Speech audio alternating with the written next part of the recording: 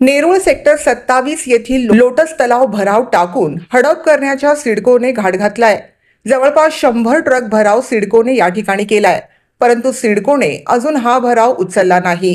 सिडकोने हा भराव उचलावा या मागणीसाठी मोठ्या प्रमाणात पर्यावरण प्रेमी रविवारच्या दिवशी सकाळी 7 वाजता भर पावसात एकत्र आले होते। नवी मुंबई महानगरपालिकेने येथे तलाव असल्याचे मान्य केले, पण सिडको याला एक प्लॉट म्हणून उल्लेख करते, हे वेदनादायक आहे।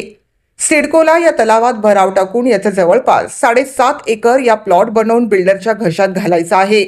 सिडकोच्या या कृतीला विरोध करण्यासाठी मोठ्या प्रमाणात पर्यावरण प्रेमी रविवारी सकाळी 7 वाजता भर पावसात उभे होते।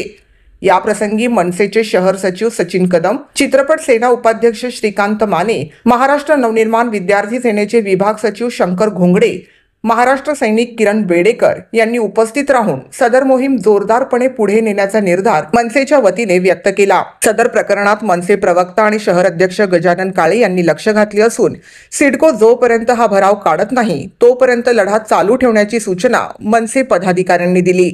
सदर लोटस तलाव राष्ट्रीय संरक्षित पाणथळ क्षेत्र आहे। या तलावात मोठ्या प्रमाणात जलचर प्राणी व पाण्याशी निगडित वनस्पती आहेत। त्यांनी बऱ्याच वर्षापासून एक परिसंस्था तयार झाली आहे।